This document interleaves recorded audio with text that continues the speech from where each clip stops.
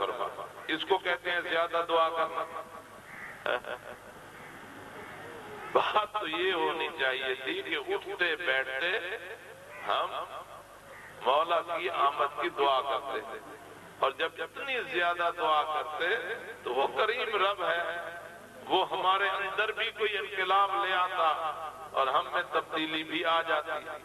لیکن ہم خواب غفلت میں سوئے ہوئے ہیں.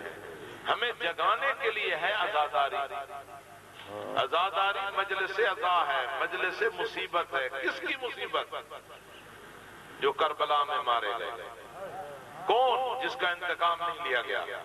اس کا وارث کون ہے؟ امام مہدی. وارث زندہ ہے؟ ہاں زندہ ہے. ابھی تک انتقام نہیں لیا گیا. ابھی تک انتقام نہیں لیا گیا. کیوں؟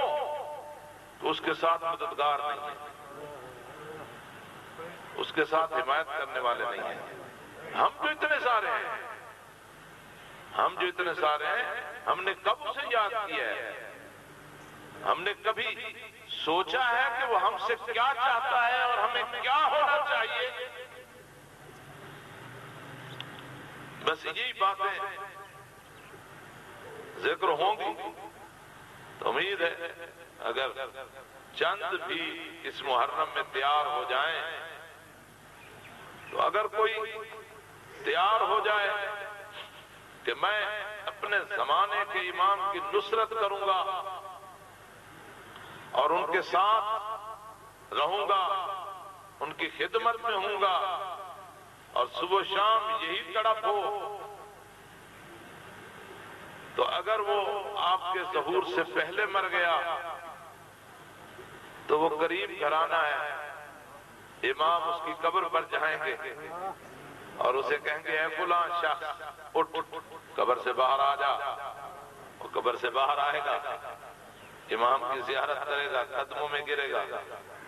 آپ فرمائیں گے اے علی پور گھلواں کے فلاں شخص، تو صبح شام میری آمد کا منتظر تھا، تیری آرزو تھی نا تو میرے ساتھ مل کر مولا حسین کے قاتلوں سے بدلہ لے لے. تیری یہ آرزو تھی نا، جنہوں نے میری دادیوں کے پردے چھینے تھے تو ان کا انتقام لے. میں آ گیا، میری فوج کا سپاہی بن جا. اور اس مرنے والے کے لیے جو ثواب ہے، دیکھیں ائمہ کس قدر کوشش کر رہے ہیں کہ لوگ ہمارے بیٹے مہدی کا ساتھ دیں. کہتے ہیں جو ہمارے میرے بیٹے مہدی کی انتظار میں زندگی گزارے گا نا، پاکیزہ گودیوں میں پلے ہو. آپ کی ماؤں نے علی ولی اللہ کی لوریاں دے کر آپ کو پالا ہے. آپ کی ماؤں نے آپ کو حسین کے مرثیے سنا سنا کے پروان چڑھایا ہے. آپ کی ولادت کے وقت آپ کے کانوں میں علی ولی اللہ کی صدائیں ڈال کر آپ کو علی کے دروازے پر لا کھڑا کیا ہے.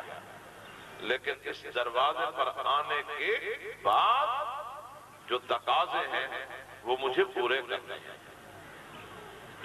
جو مجھے اپنے اندر تبدیلیاں لانی چاہیے وہ پھر میرا عمل ہے، مجھے وہ کرنا ہے. اگر نہیں کروں گا تو پھر خالی دامن میدان میں جاؤں گا، اور ایسا بھی نہ ہو کہ در پہ آ کے پھر بے در کر دیا جاؤں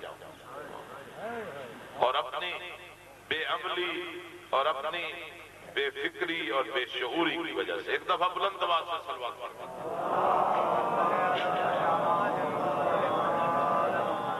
1430 ہجری کا سورج طلوع ہو چکا ہے. میرے مظلوم امام،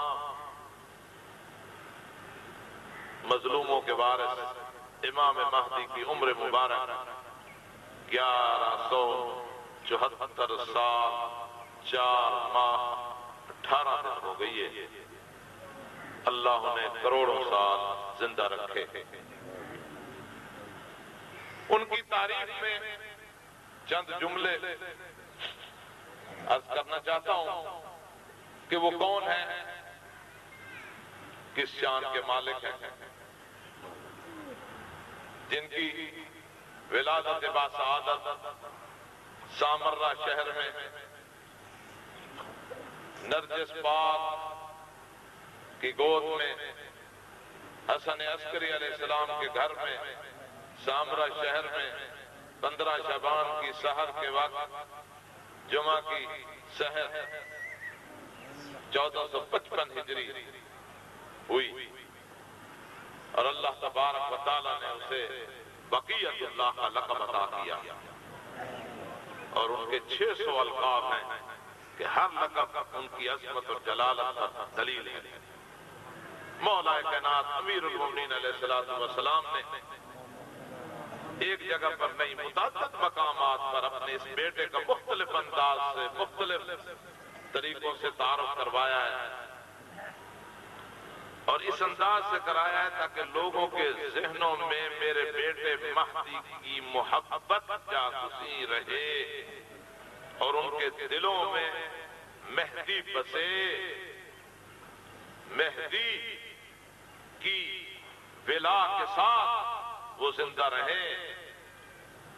جہاں پر مولا علی نے کبھی اپنے بیٹے مہدی کے بارے میں یہ فرمایا کہ دنیا باقی رہے گی میرے بیٹے مہدی کی وجہ سے، زمین و آسمان کو ثبات ہوگا میرے بیٹے مہدی کی وجہ سے،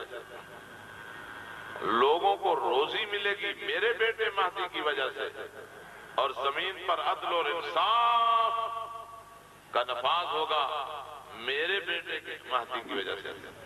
اور کبھی فرمایا ہوا منتہی نور، یہ جو نورانی سلسلہ ہے، اول ما خلق اللہ نوری، اللہ تعالیٰ نے سب سے پہلے میرے نور کو خلق کیا، حضور پاک صلی اللہ علیہ وسلم کا فرمان۔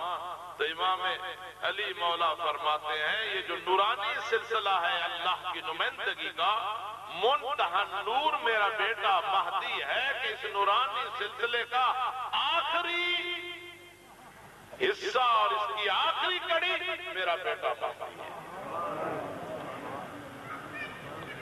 اور پھر ان کی بعض خصوصیات تاکہ لوگوں میں تڑپ ہو کے اس کی زیارت کریں، فرماتے ہیں ہوا اقبل اجعد ہوا صاحب الوجہ القمر والجبین الازہر، وہ گہری سیاہ آنکھوں کا مالک ہے، سیاہی نیچے کی طرف مائل ہے،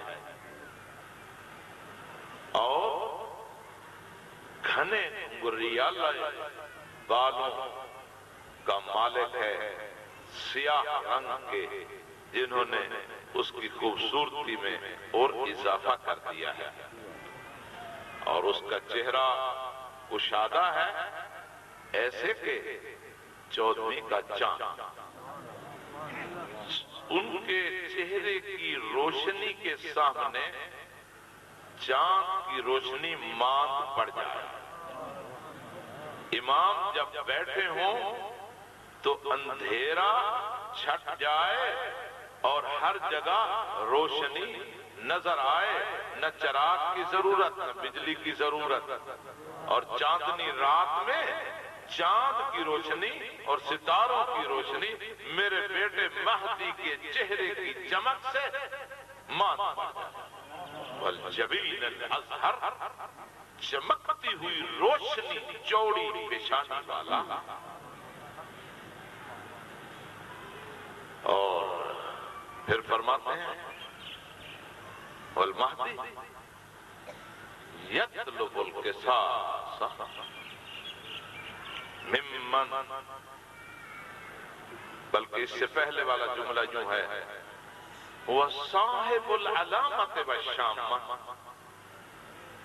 وہ نشانی والا ہے، اس کے دائیں رخسار پر اس خوبصورت سفید چمکتے ہوئے چہرے کے اوپر ایک سیاہ خال ہے، جس نے اس سیاہ داغ، اس سیاہ دل نے اس کی چہرے کی خوبصورتی کو دوبالا کر دیا ہے۔